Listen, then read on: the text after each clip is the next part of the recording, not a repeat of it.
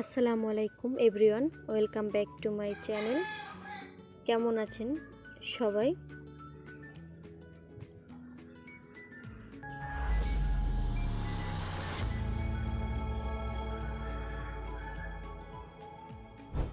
আজকের রেসিপি কাঁচকলা এবং একদম দেশি মাছ দিয়ে মজাদার একটি তরকারি রেসিপি। এখানে আমি চিংড়ি মাছ, বাইলে মাছ এবং পুঁটি মাছ মিক্সড করে নিয়েছি। এটাকে নুন হলুদ সুন্দর করে মাখিয়ে নিব। আর কাঁচকলায় আমি নুন হলুদ মাখিয়ে রেখেছিলাম, সেটা ধুয়ে পরিষ্কার করে নিয়েছি। এই পর্যায়ে এখানে একটা কড়াই নিয়ে সেখানে পেঁয়াজ কুচি এবং কাঁচা লঙ্কা এবং কুচিয়ে রাখা রসুন, সামান্য একটু হলুদের গুঁড়া দিয়ে এটাকে সুন্দর করে নেড়ে চেড়ে নিতে হবে। কিন্তু এ পর্যায়ে আমি এখানে লবণটাও অ্যাড করে দিয়েছি, দিয়ে এটাকে সুন্দর করে নেড়ে চেড়ে নিব যাতে এর কাঁচা ভাবটা চলে যায়।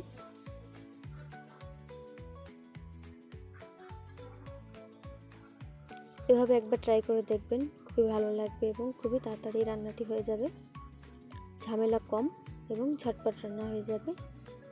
এরপর যে এখানে আমি গোটা জিরে দিয়ে দিচ্ছি, দিয়ে সুন্দর করে নেড়ে চেড়ে এখানে আমি কাঁচকলাটা দিয়ে দিব, দিয়ে একটু কষিয়ে নিব।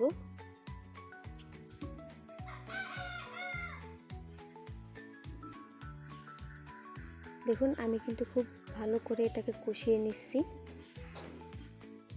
এই পর্যায়ে এখানে আমি পানি অ্যাড করে দিব যাতে কলাটা হালকা সিদ্ধ হয়ে যায় এবং সুন্দর মতো কষা হয়। এই কারণে নেড়েচেড়ে এটাকে আমি ঢেকে রান্না করে নিয়েছি। এই পর্যায়ে দেখুন আমার কলা কিন্তু একেবারে সিদ্ধ হয়ে গেছে। আমি এখানে একটু কষিয়ে নিয়েই তারপর এখানে কিন্তু ঝোলের পানিটা অ্যাড করব। সুন্দর করে একটু কষিয়ে নিব। এভাবে একবার ট্রাই করে দেখবেন, ইনশাল্লাহ অবশ্যই কাঁচকলা যারা পছন্দ করে না তাদেরও ভালো লাগবে। এবার এখানে আমি ঝোলের পানিটা অ্যাড করে দেব। আর যারা ব্যাচেলার মেসে থাকেন তাদেরও কিন্তু এভাবে রান্না করতে খুব তাড়াতাড়ি হয়ে যাবে। এরপর যে মাছগুলো আমি নুন হলুদ মাখিয়ে রেখেছিলাম সেই মাছগুলো একেবারে উপর থেকে দিয়ে দিব। মাছগুলো একেবারেই ভাঙবে না এবং ঝোলও কিন্তু টেস্টটা পারফেক্ট থাকবে।